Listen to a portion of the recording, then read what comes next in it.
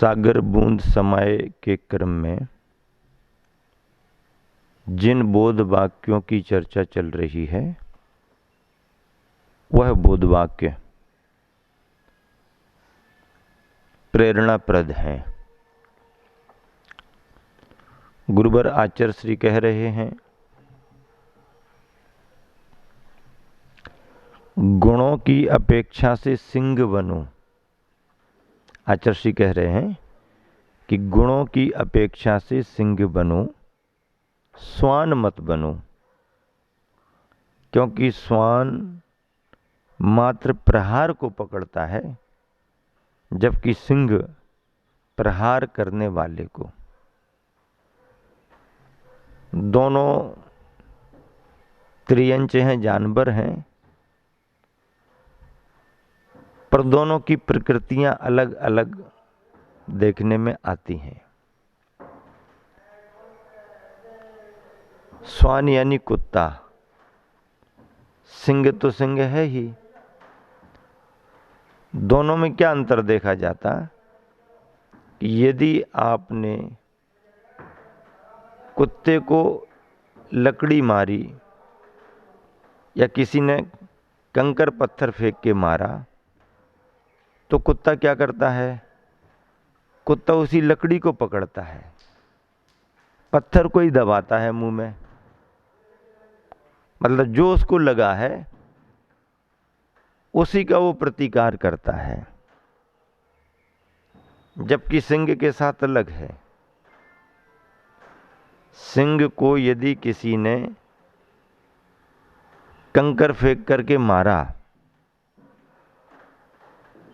अब ये कंकर फेंक करके मारने की बात भी तब बनेगी जब सिंह पिंजरे में हो, खुले में हो तो नहीं जमेगा, दूर हो तो जमेगा। यदि किसी ने सिंह को कंकर फेंक करके मार दिया या कुछ भी फेंक करके मार दिया, सिंह को लग गया, तो जो लग गया है सिंह उसकी तरफ नहीं देखता। सिंह किसकी तरफ देखता है? कहां से आया है, कहां से आया है इस पर ध्यान देता है। अच्छा, फेंकने वाला ये है, देखते हैं।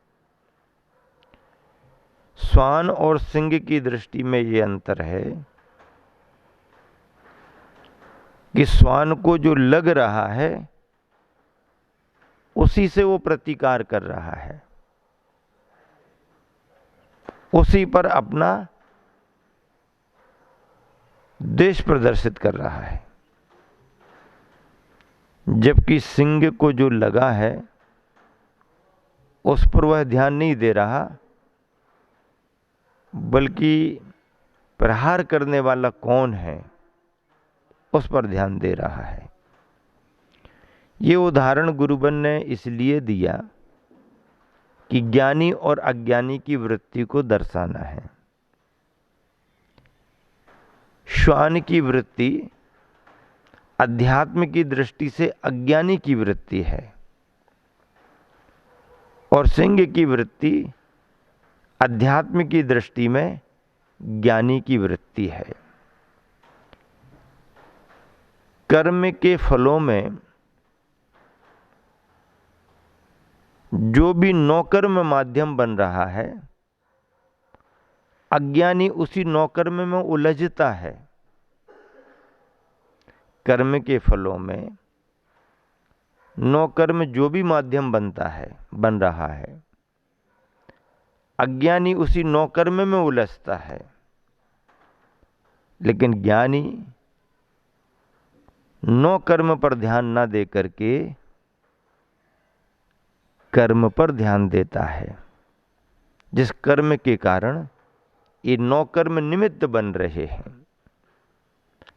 आशय ये है कि हमारे को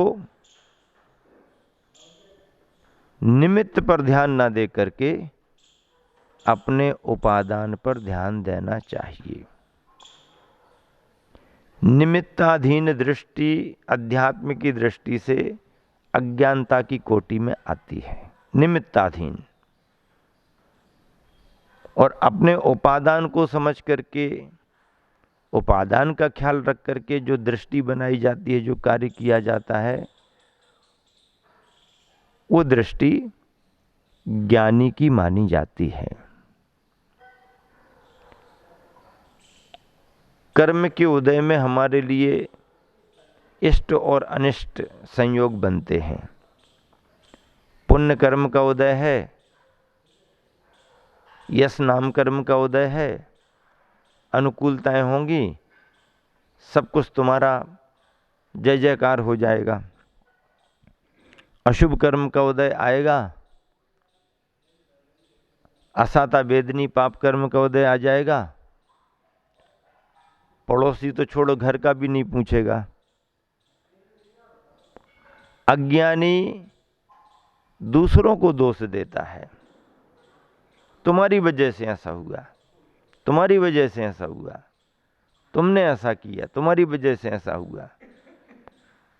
और यदि कोई अच्छा करता है, अरे तुम नहीं होते तो ऐसा नहीं हो पाता, तुम नहीं होते तो ऐसा नहीं हो पाता, तुम नहीं होते तो ऐसा नहीं हो पाता।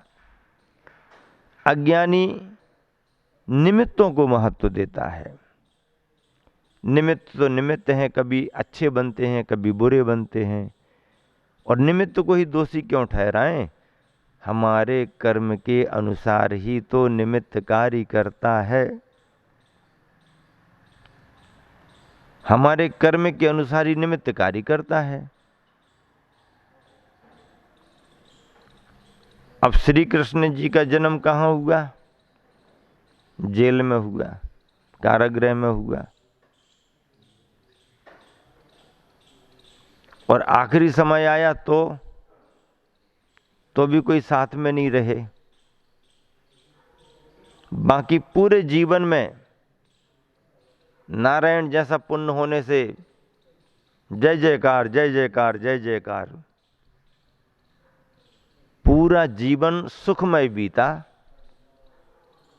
लेकिन प्रारंभिक दिवस और आखिरी समय कौन रहा? या इतना बड़ा पुण्य था तो प्रारंभ और अंत भी वैसा ही क्यों नहीं रहा?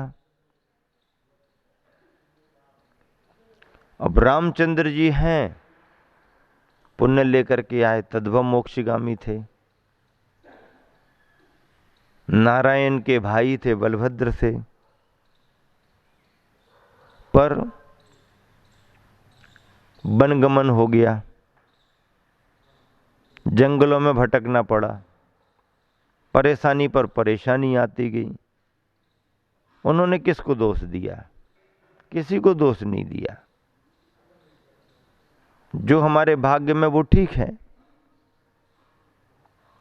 सीता की अग्नि परीक्षा होने लगी, कोई रोक नहीं पा रहे। अग्नि परीक्षा अशुभ कर्म और असाता वेदनी के उदय से हो गई। कहां चले गए वो देव? कहां चले गए वो सभी रक्षा करने वाले? और जब अग्निकुंड जलकुंड बन गया तो सब जय जयकार करने लगे। ऐसे समय में भी सीता ने किसी को दोष नहीं दिया। जब उसे वनवास में भेजा गया तब भी कुछ नहीं कहा, और जब उसके लिए सब लोगों ने, और इसका तो पुण्य बहुत है, अग्नि का कुंड जल का कुंड बन गया, अब तो ठीक है चलो महलों में, तो भी किसी को कुछ नहीं कहा। बहुत निवेदन किया तो बोले बस हमारे भाग्य को हमने समझ लिया, अब भवन में नहीं, अब वन में ही जाएंगे। दीक्षा ले ली। ज्ञानी जब तत्व का अभ्यास करने लगता है तो उसकी दृष्टि पर को लेकर के साम्यता में आ जाती है। कर्तृत्व को वो महत्व नहीं देता। उसका अपना भाग्य, उसका अपना विश्वास, उसका अपना तत्व ज्ञान, जिसके बल पर वह ज्ञानी अपने विचारों को संभालता है, अपने जीवन को संभालता है। ऐसे ज्ञानियों की दृष्टि में सिंह जैसा भाव रहता है। निमित्त कौन बन रहा है इसे गौण करो, कहां से आ रहा है इस पर ध्यान दो। महावीर और बुद्ध की विचारधारा में यही अंतर है। महावीर की विचारधारा और बुद्ध की विचारधारा, दोनों में बड़ा फर्क है। फर्क क्या है? बुद्ध ने अपनी बात रखी कि मन को विकल्प मुक्त रखो, जो इच्छा हो गई उसकी पूर्ति कर लो, सुख का मार्ग यही है। पानी पीना पानी पी लो, भोजन करना भोजन कर लो, आराम करना आराम कर लो, जो विकल्प आया उसकी पूर्ति करो। उन्होंने सूत्र दे दिया कि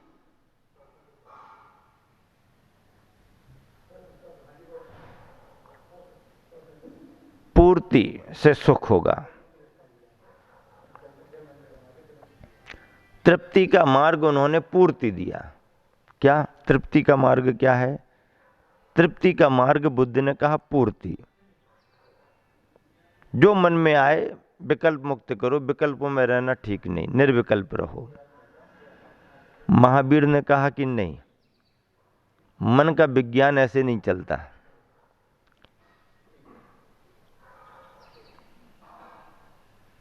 तृप्ति पूर्ति से नहीं होगी। महावीर भगवान ने कहा कि तृप्ति तो त्याग से होगी। तृप्ति त्याग से होगी, पूर्ति से नहीं, त्याग से होगी। उदाहरण दिया, मान लीजिए आपको प्यास लगी, मन पानी पीने का हो गया, पी लो। अब यदि पानी पीने से पूर्ति करने से तृप्ति होती तो एक बार पानी पी लो, फिर दोबारा विकल्प नहीं होना।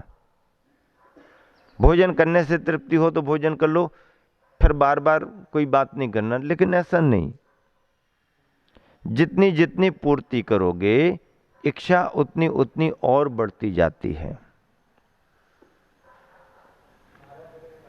महावीर ने कहा कि तृप्ति का मार्ग पूर्ति नहीं, त्याग है। कैसे त्याग है? तो जैसे उदाहरण दिया, कहीं से आकर के किसी को तीर लग गया, तीर चुभ गया, तब कष्ट से छुटकारा पाने का उपाय क्या है? तीर निकाल करके अलग कर दो? नहीं। तीर निकाल के अलग कर दो? नहीं।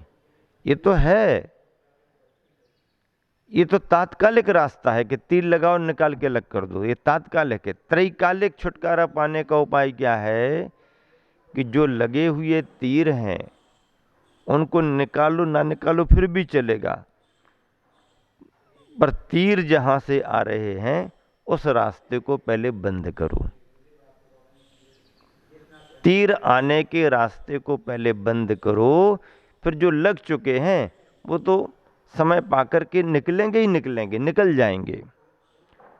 पर हम यहाँ निकालते रहे, यहाँ निकालते रहे, वहाँ से आते रहे, यहाँ निकालते रहे, वहाँ से आते रहे, तो एक भव नहीं भव भवांतर में भी ये रास्ता बंद नहीं होगा, एक क्रम बंद नहीं होगा। तीर आने के द्वार को बंद करो, इसका नाम है संबर। इसका नाम क्या है? तीर आने के द्वार को बंद करो, इसका नाम संबर है। और इसीलिए कहा है संबर सहित करो तप प्राणी। हाँ, संबर के साथ यदि तुम्हारा त्याग चलता है, तुम्हारा तप चलता है, तो मुक्ति के मार्ग में वह कारण बनेगा। और यदि संबर नहीं है तो आप तीर पर तीर निकालते जाओ, निकालते जाओ, जितने निकालो आते जाएंगे, आते जाएंगे। अब नाव में जैसे पानी भर गया तो नाव को सुरक्षित रखने का उपाय यह है कि पानी निकालो, बाहर करो। पानी निकालो ये तो अच्छी बात है, लेकिन छेद बंद कौन करेगा? अकेले पानी निकालने पर तुम ध्यान दोगे तो नाव में से कितना पानी निकालोगे, क्योंकि नाव तो तालाब में पड़ी है। यहां से पानी निकालो, जितना निकाला उससे ज्यादा नाव में आ गया। उससे ज़्यादा नाव में आ गया तो काम नहीं बनेगा। पानी नाव में से निकालो या थोड़ा विलंब भी हो जाए तो कोई बात नहीं, सबसे पहले तो नाव के छेद बंद करो। चोर घुस गया मान लो घर में, तो उसे पकड़ने का उपाय क्या है? चोर यदि घर में घुस गया तो उसे पकड़ने का उपाय क्या? चोर घुसता भी है और जरा आहट मिले तो फुर्ती से निकल भी जाता है, अलर्ट रहता है। चोर को पकड़ने का उपाय क्या? कि जहां से संदेह हुआ कि इस रास्ते से आया है, उस रास्ते को पहले बंद करो। यदि आपको ये भनक लग गई कि चोर यहां से आया है, तो सबसे पहले तो उस रास्ते को बंद करो। और फिर क्या करो? फिर जलाओ लाइट, करो उजाला और बजाओ डंडा। बजाओ डंडा, उजाला करो और डंडा बजाओ, तो अपने आप हाथ जोड़ करके निकल आएगा कि भैया ऐसा और वैसा। यदि आपने ऐसा नहीं किया और चोर कहां से आए इस बात पर ध्यान नहीं दिया और आपने सीधा प्रयास कर दिया चोर को पकड़ने का, तो चोर अंधेरे में उसी रास्ते से आराम से निकल जाएगा, तुम्हें कुछ नहीं मिलेगा। समझदार लोग ऐसे ही करते हैं। जहां हलचल हुई कि कोई अंदर आ गया, कहां से आया? और वो पीछे की खिड़की खुली थी ना, वहां से आया। सबसे पहले उसको बंद करो, बंद करके लाइटें जला दो, उजाला हो गया, और अच्छा डंडा बजाना शुरू करो। ज्ञान दीप तप तेल भर, ब्रह्म शोधे घर शोधे भ्रम छोर। हाँ, ज्ञान का दिया जलाओ, भ्रम का निवारण करो, तो ये पूरब बैठे चोर जो हैं कर्मों के, सब पकड़ में आ जाएंगे, निकल जाएंगे। ऐसी ज्ञानी की दृष्टि जिसे प्राप्त हो जाती है, वह अपने आप में उस ज्ञानपने के कारण संसार में रहते हुए भी परमार्थ के मार्ग को पकड़ लेता है। इस अध्यात्म के आनंद को हम और आप निरंतर प्राप्त करते रहें, निरंतर उस समय सार के सागर में गोता लगाते रहें और अध्यात्म के आत्मानुभूति के अनुपम मोती को प्राप्त करते रहें। इसी शुभ भावना से विराम देता हूँ। महावीर भगवान की जय।